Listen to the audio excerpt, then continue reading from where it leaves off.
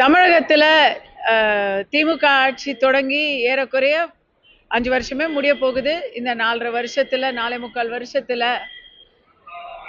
முக்கியமா எல்லா இடத்துலயும் பார்க்குற ஒரு மிகப்பெரிய வித்தியாசம் என்னன்னு சொன்னா 2021ல எலெக்ஷன்ல நாம பேசின பிரச்சனைகள், அப்ப எதிர்கட்சி தலைவராக இருந்த ஸ்டாலின் அவர்கள் பேசின பிரச்சனைகள் பார்த்தீங்கன்னா டாஸ்மாக், கரோனா போன்ற விஷயங்களை எல்லாம் அவர் ஹைலைட் பண்ணிக்கிட்டு இருந்தாரு. இன்னைக்கு அது ரொம்ப பெருசா இருக்கு. அதை விட பெரிய பிரச்சனை போதை பிரச்சனையா இருக்கு. லா அண்ட் ஆர்டர், பெண்கள் பாதுகாப்பு, இந்த விஷயம் ரொம்ப ரொம்ப சீர்கெட்டு போயிருச்சு.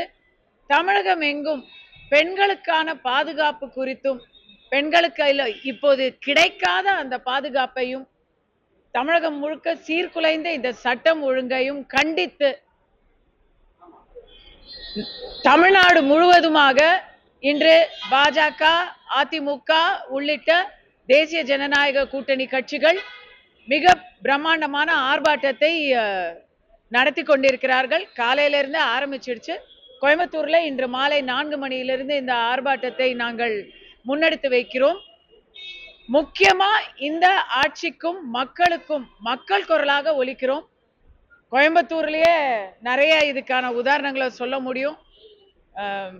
படிக்க போற பிள்ளைங்களுக்கு நடுவுல கிரிமினல்கள்லாம் கேம்பஸ்ல உலாத்திக்கிட்டு இருக்கிறாங்க. ஏர்போர்ட்ல நம்ம விமானத்தை பார்க்கிறோம். ஏர்போர்ட்டுக்கு பக்கத்திலேயே பல பிரச்சனைகள் ஓடுது. இதை எல்லாத்தையுமே மக்கள் கிட்ட மறுபடியும் நினைவூட்டி அவர்களுடைய ஆதங்கங்களை ஆட்சிக்கு நினைவூட்டும் வகையில் இந்த ஆர்ப்பாட்டம் இருக்கும்.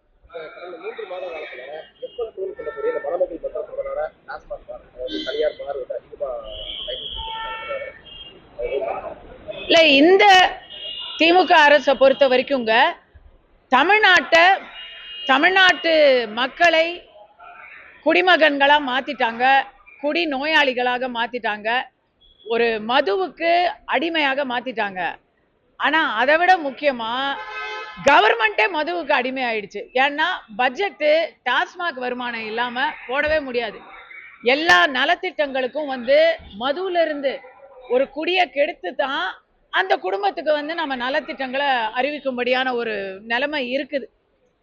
அதோடைய ஒரு நீட்சியா தான் நீங்க இந்த பார்களை நீங்க பார்க்க முடியும். ஆனா அதுல இன்னொரு ஒரு மேட்டர் இருக்கு. பார் லைசன்ஸ் வாங்குறவங்க யாரெல்லாம் பாத்தீங்கன்னா, இப்ப எலெக்ஷனுக்கு நிதி உதவி தேவை, எலெக்ஷனை சந்திக்கிறதுக்கு இந்த பார்களுக்கெல்லாம் லைசன்ஸை கொடுத்து அது மூலமாக நிதி திரட்டி முன்னாடி பின்னாடி எல்லா விதமாகவும் நிதி திரட்டி கட்சிக்கு வலு சேர்க்கிறாங்க. இது ஒண்ணு. போதை கலாச்சாரம்ங்கிறது ஒரு பக்கம் கஞ்சா, ஒரு பக்கம் மது, இப்படி கட்டுக்கடங்காம அவுத்து விட்டுருக்குறாங்கிறத நாம ஒரு பெண்ணாக, தாயாக, ஒரு இந்த நாட்டில் இருக்கக்கூடிய ஒரு குடிமகளாக ரொம்ப வருத்தத்தோட தான் பார்க்க வேண்டியது.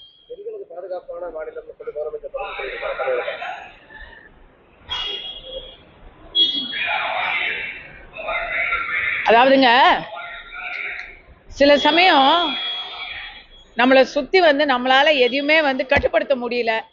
நான் சொல்றேன், தனியா ஒரு ஓமை. இப்போ தனி மனிதன் நம்ம என்ன பண்ணுவோம், நம்ம சுத்தி நமக்கு பிடிக்காத விஷயங்கள் நடக்குது, நமக்கு ஒவ்வாத விஷயங்கள் நடக்குது, நம்மளால எதுவுமே செய்ய முடியலன்னா கடவுளை நோக்கி ப்ரேயர் பண்ணுவோம், நம்ம வேண்டிக்குவோம். மறுபடி இது எனக்கு பாஸ் ஆயிரணும் அப்படின்னு ஜபிப்போம் பாருங்க. அந்த மாதிரி முதல்வர் அவர்கள் பெண்கள் நல்லா இருக்காங்க, பாதுகாப்பு இருக்கு அப்படின்னு அவர் ஜபம் பண்ணிக்கிட்டு இருக்கிறாரு. அந்த வேண்டுதலை அவர் நிறைவேறணும் அப்படின்னு அவரே நினைக்கிறாரு. ஏன்னா இன்னைக்கு கடவுளை பார்த்து வேண்டிக்கிற அளவுல தான் பெண்கள் பாதுகாப்பு தமிழ்நாட்டில் இருக்கு. இது எல்லாருக்குமே தெரியுமே. முதல்வர் அவர்களுக்கும் நல்லா தெரியும். எங்க அவர் அங்க தொல்காப்பிய பூங்கால வாக்கிங் போறாரு காலையில. டெய்லி ராத்திரி 8 மணிக்கு மேல தமிழ்நாட்டில் எங்கேயாச்சும் வாக்கிங் போக சொல்லுங்க அவரை. அதுக்கப்புறம் அவர் இந்த வார்த்தையை சொல்றாரான்னு பார்ப்போம். நிறைய பிரச்சனைகள் சொல்றீங்க. தமிழ்நாட்டுல முதலமைச்சர் எங்கெல்லாம் போய் பொதுக்கூட்டம் போடுறாங்களோ அதெல்லாம் லட்சக்கணக்கான மக்கள் திரள்றாங்கல்ல, ஆதரவு இருக்குன்னு. இப்போ மக்கள் திரண்டாங்கன்னா ஆதரவு இருக்குன்னு சொன்னா, அப்ப இன்னைக்கு புதிதாக ஒரு நடிகர் துவங்கிய கட்சிக்கு அதை விட அதிகமாக கூட்டம் திரள்கிறது. அதுக்கும் ஆதரவு இருக்குன்னு நீங்க சொல்ல வரீங்களா? இதெல்லாம் கூட்டம். ஏன்னா நீங்க கேட்ட கேள்விக்கான பதிலா சொல்றேன். மோடி அவர்கள் வந்த போது மதுராங்கத்தில் லட்சக்கணக்கானவர்கள் கூடினார்கள். அது வந்து ஆர்கானிக்கான கூட்டம். யாருமே வந்து அந்த இடத்துல சினிமா கவர்ச்சியையோ அல்லது பணத்தையோ அதிகார பலத்தையோ அந்த இடத்துல பிரயோகிக்கல. அங்க வந்தது உண்மையான கூட்டம். அதை நான் கண்ணால பார்த்திருக்கேன். நீங்க சொல்ற கூட்டங்களுடைய ஜனங்கள் எப்படி வராங்கங்கிறதையும் நம்ம தெரிஞ்சுக்கிட்டு தான் இருக்கோம். மக்கள் ஒரு வகையில சொல்றேனே, மக்கள் ஒரு அரசியல் கூட்டத்துக்கு திரளாக வருகிறார். எந்த காரணமா வேணா இருக்கட்டும், வரவழைக்கப்பட்டார்கள், வந்தார்கள், அவங்களா வந்தாங்க, எந்த காரணமா வேணா இருக்கட்டும், எதுவா இருந்தாலும் மக்களுக்கு அரசியல் ஆர்வம் அதிகரிச்சிச்சுன்னா நான் அதை வரவேற்கிறேன். கமல் அவர்கள் நாடாளுமன்றத்தில் அது பெரியார் அவர்கள் மேற்கோள் கேட்டு முன்னாள், ஆனா அதையுமே வந்து எல்லாம் வரவேற்று தமிழ்நாடு அரசு பேசுறாங்க. கமல் பேசுறது ரைட்டுங்கிற மாதிரி இல்லைங்க. கமல் பேச்சு ரைட்டுன்னு அவங்க சொல்றாங்கன்னா அதுக்கு முக்கிய காரணம் அவங்களுக்குமே அந்த ஸ்பீச் புரியல. புரிஞ்சிருந்தா அவங்க கண்டிப்பா வரவேற்று ரைட்டுன்னு சொல்ல மாட்டாங்க. அவங்களுக்கு பெரியாரையும் தெரியல, கமலையும் தெரியல, அவர் என்ன பேசினாருங்கிறதும் தெரியல. அதனால குருட்டு போக்கா எதுக்கும் இருக்கட்டும் அப்படின்னு சொம்ப மட்டும் தூக்கி முட்டை மட்டும் கொடுத்துட்டு இருக்கிறாங்க. அதான் உண்மை. கமல் அவர்கள் பேச்சுல நான் வந்து அதை பத்தி ஏதாவது ஒரு வீடியோ என்னைக்காச்சும் போடணும்னு நினைச்சுக்கிட்டு இருக்கேன். ஆரம்பமே வந்து அவரு பவதி பிக்ஷாந்தேஹி என்று தெலுங்கில் பிச்சை எடுத்த தியாகையர்னு சொல்லி தியாக பிரம்மத்தை அவமானப்படுத்தி தான் அவரோட ஸ்பீச் அவர் ஆரம்பிக்கிறாரு. தெலுங்கு பாஷையும் தெலுங்கு மொழியும் அவமானப்படுத்தி தான் அவர் ஸ்பீச் ஆரம்பிக்கிறாரு. ஆனா இந்த கவர்மெண்ட்ல பொய்யா கஸ்தூரி மேல தெலுங்கு மக்களை பேசினாங்கன்னு வழக்கு போட தெரியுது.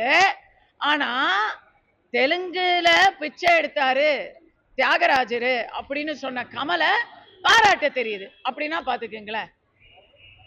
விருதுநகர்ல முதல் துணை முதலமைச்சர் ராம்பால் செல்ஃபி எடுத்ததில் விஜய் மாற்றி தான் பண்ணாருன்னு சொல்லி தாவேக்கா சொல்றதெல்லாம் சோசியல் மீடியாவில் வைரல் ஆகிட்டாங்க.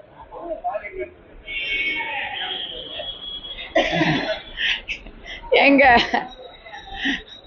ஒரு துணை முதலமைச்சர் என்றும் பாராமல் அவரு நடந்தா குத்தம் நின்றா குத்தம் அப்படின்னு ஆரம்பிச்சோம்னா அது போனா போகுதுங்க. ஒரு ரேம்ப் வாக்கு தானே, நடந்துட்டு போகட்டுமே. இன்னும் சொல்ல போனா அந்த மாதிரி நான் தான் சொல்றேனே, தமிழ்நாட்டுல குண்டும் குழியுமா இருக்கக்கூடிய சாலைகள்ல அவரு பஞ்சாயத்துல வந்து கமிஷன் பாதி கல்லு பாதி அப்படின்னு போடப்பட்டு இருக்கும். இந்த ஆட்சியில் இடப்பட்டிருக்கும் சாலைகளில் தெருக்களில் உதயநிதி அவர்கள் அலங்காரமாக ஒய்யாரமாக நடக்க வேண்டும் என்பதுதான் எங்களுடைய கோரிக்கையும் கூட. கட்சி எங்க கட்சியில வந்துங்க நாங்க வந்து பேசி அதுக்கப்புறம் கட்சி வந்து அதுக்கு முட்டு கொடுக்கிற பழக்கம் இல்லை. கட்சி வந்து எங்களுக்கு என்ன சொல்லுதோ அதை செய்யறது மட்டுமே எங்கள் கடன்.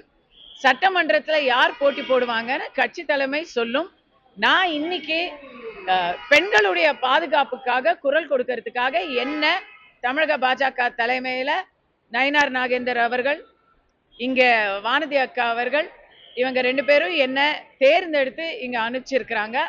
அதற்கான முழு ஒத்துழைப்பையும் நான் இங்க கொடுக்க வந்திருக்கேன். அடுத்தவர் பெற்ற குழந்தைகளை வந்து அடுத்தவர் பெற்ற குழந்தைய என்னுடைய குழந்தைன்னு சொல்லக்கூடிய ஒரு நிலைதான் தமிழகத்தில் நிலவிட்டு எடப்பாடி பழனிசாமி தமிழக அரசு இல்ல அவரு புரட்சி தமிழர் எடப்பாடியார் அவர்கள் வந்து எனக்கு நான் ரொம்ப ரசிகர் அவருடைய ஊமைகளுக்கு. அவர் வந்து இந்த கடாமுடா அப்படின்னு இந்த கமல் ஸ்டைல்ல எடுக்க மாட்டார். அவரு ரொம்ப சிம்பிளா கடைசி பாமரனுக்கும் புரியற மாதிரி ரொம்ப ஈஸியா சொல்லிட்டு போயிடுவாரு. கடந்த ஆட்சியில செய்யப்பட்ட சாதனைகள், கடந்த ஆட்சியில துவக்கப்பட்ட முயற்சிகள் எல்லாத்தையும் இப்ப வந்து நாங்க தான் செய்யணும்னு ஸ்டிக்கர் ஒட்டிக்கிறாங்க. அந்த ஸ்டிக்கரை தான் அவர் அவ்வளவு அழகா சொல்லியிருக்காரு. இன்னொருத்தன் குழந்தைய எடுத்து பத்தியா, என் குழந்தை எவ்வளவு அழகு பத்தியா, எவ்வளவு அறிவு பத்தியா அப்படின்னு சொல்லிக்கிறதா தான் சொல்லிக்கிறாரு. அதானங்க உண்மை. யதார்த்த நிலைமையே ரொம்ப ரொம்ப ஈஸியா சொல்லிட்டாரு.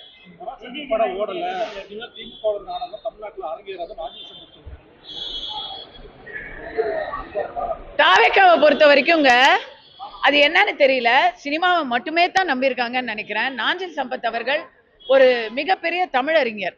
அவர் இது வரைக்கும் எந்த கட்சியில இருந்தாலும், எல்லா கட்சியிலும் இருந்துட்டாரு, எந்த கட்சியில இருந்தாலும் அவருடைய தமிழ் வந்து என்னைக்குமே குறை சொல்ல முடியாது. ஆனா இன்னைக்கு விஜய் அவர்கள் கட்சியில இருந்து திமுகவை பத்தி விமர்சிக்கிறதுக்கு பல விஷயங்கள் இருக்கு. நாட்டுல எல்லாரும் போராடிக்கிட்டு இருக்கிறாங்க. ஆசிரியர்கள், செவிலியர்கள், தொழிற்சங்க ஊழியர்கள், அரசாங்க ஊழியர்கள், தூய்மை பணியாளர்கள், விவசாயிகள், சாதாரண மக்கள், தாய்மார்கள் எல்லாரும் போராடிக்கிட்டு இருக்கிற நேரத்துல, அங்கன்வாடி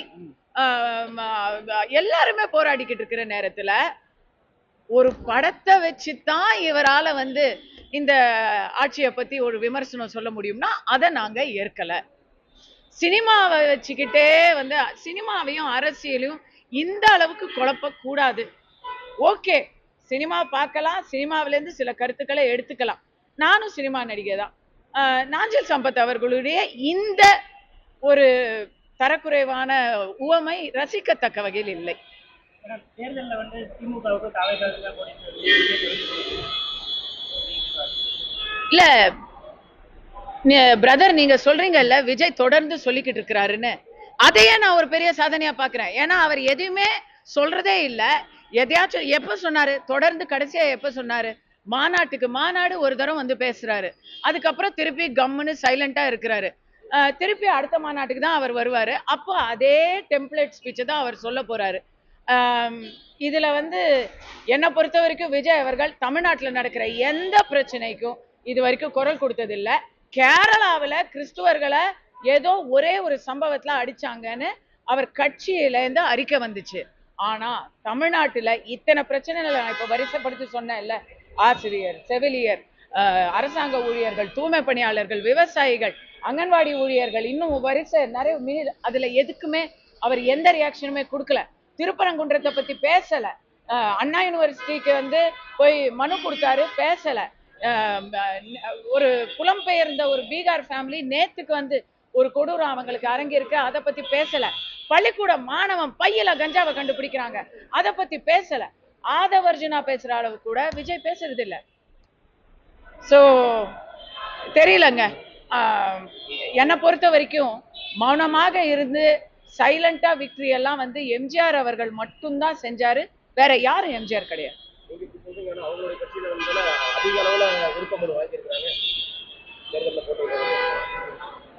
புது கட்சியில இளைஞர்கள், விஜய் அவர்களுடைய ரசிகர்கள், இவங்கெல்லாம் இதெல்லாம் செய்வாங்க, வாங்குவாங்க. போட்டி போடணும், நல்லது. ஜனநாயகத்துல இதுக்கு எல்லாத்துக்கும் நம்ம கண்டிப்பா வரவேற்பை தருகிறோம், அதுல மாற்று கருத்து இல்லை.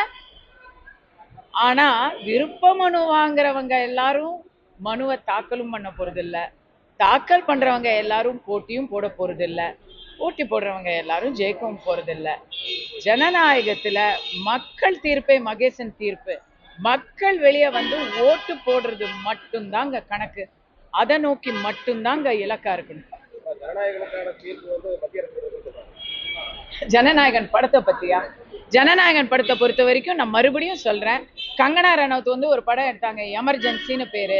அது வந்து முழுக்க எமர்ஜென்சில இந்திரா காந்தி அவர்கள் எடுத்த நடவடிக்கையை பத்தின ஒரு இது படம். அதுல வந்து பாஜகவுக்கு எந்த ஒரு எதிர்ப்பான கருத்தும் இருந்திருக்க வாய்ப்பில்லை. அவங்க சிட்டிங் எம்பி.